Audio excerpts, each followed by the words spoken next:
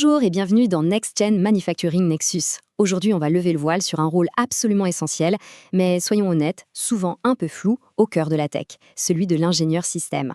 On n'y pense pas tous les jours, mais dans notre monde où tout est ultra connecté, que ce soit les usines du futur ou les satellites au-dessus de nos têtes, qui s'assure que chaque petite pièce de cet immense puzzle fonctionne en parfaite harmonie?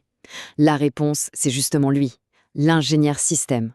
En fait, la meilleure image pour comprendre ce métier, c'est sans doute celle du chef d'orchestre.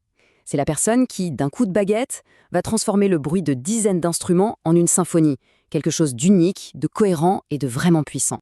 Alors voilà le programme, on va commencer par creuser un peu cette analogie du chef d'orchestre.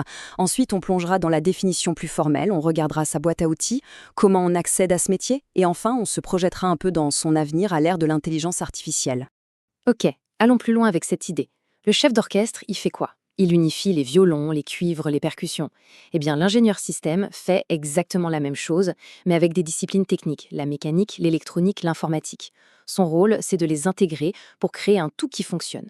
C'est lui qui a la vision d'ensemble, qui garantit que le produit final est bien plus que la simple somme de ses parties.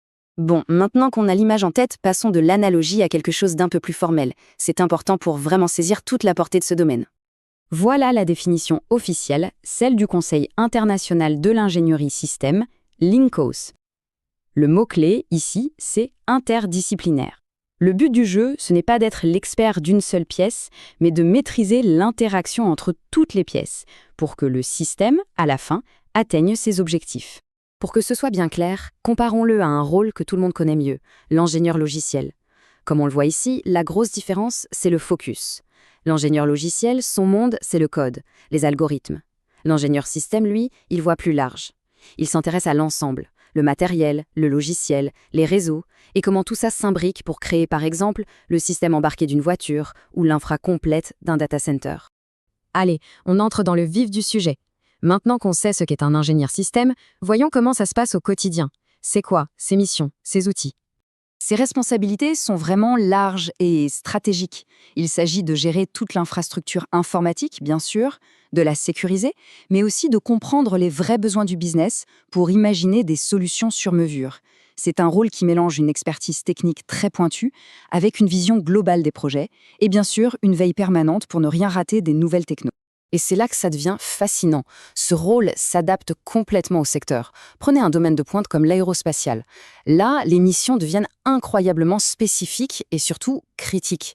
La moindre erreur peut avoir des conséquences énormes. Regardez un peu la précision de ces tâches. On ne parle plus juste de gérer un réseau, on parle de piloter des matrices d'exigences ultra complexes, d'analyser les risques, d'utiliser des outils de modélisation très avancés et même de participer à l'obtention des autorisations de vol. Ça montre bien la profondeur et la rigueur que ça demande dans ces environnements high-tech. Alors, la question à 1 million, comment on accède à ce métier passionnant? Jetons un œil aux différents parcours possibles. En gros, il y a deux grandes autoroutes. D'un côté, le parcours classique, la voie royale si on veut, un bac+5 d'une école d'ingénieur ou de l'université. Mais, et c'est ça qui est vraiment génial, il y a un autre chemin qui est tout à fait possible, celui des certifications. Là, on ne parle plus de diplôme, on parle de preuves concrètes de ses compétences, avec des examens reconnus par toute l'industrie. On peut donc se construire une carrière en béton, même sans le diplôme d'ingénieur traditionnel. Parlons argent, maintenant. Progression de carrière et salaire. Pour un profil junior qui sort juste d'école ou avec très peu d'expérience, la fourchette de départ est déjà assez intéressante. Et puis, après quelques années seulement, avec l'expérience qui rentre, le potentiel de rémunération grimpe de manière assez significative. Normal, le rôle prend de l'ampleur, plus de responsabilités et ça se voit sur la fiche de paye. Et enfin, pour les profils seniors, ceux qui ont vraiment de la bouteille, une expertise pointue et cette fameuse vision stratégique, là, l'ingénierie système devient une voie professionnelle vraiment, vraiment bien valorisée. C'est une carrière qui peut être très, très enrichissante. Allez, on se projette un peu. Regardons vers l'avenir et voyons comment ce domaine est en pleine transformation, surtout avec la montée en puissance de l'intelligence artificielle.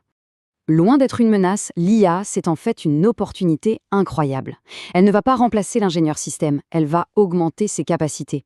Comme le dit cette citation, l'IA crée de nouvelles fonctions, de nouvelles responsabilités. Et devinez qui est en première ligne pour les prendre en charge? L'ingénieur système. Et ça illustre parfaitement les compétences qu'il faut avoir pour surfer sur cette vague de l'IA. Il faut mélanger l'ingénierie classique avec de nouvelles cordes à son arc. comprendre le machine learning, savoir jouer avec la donnée, maîtriser le cloud. Mais surtout, et c'est le plus important, garder cette pensée systémique pour intégrer l'IA de façon intelligente et sécurisée dans l'architecture globale. On termine avec cette question, un peu pour ouvrir la discussion. L'ingénieur système, c'était le chef d'orchestre des systèmes d'hier et d'aujourd'hui.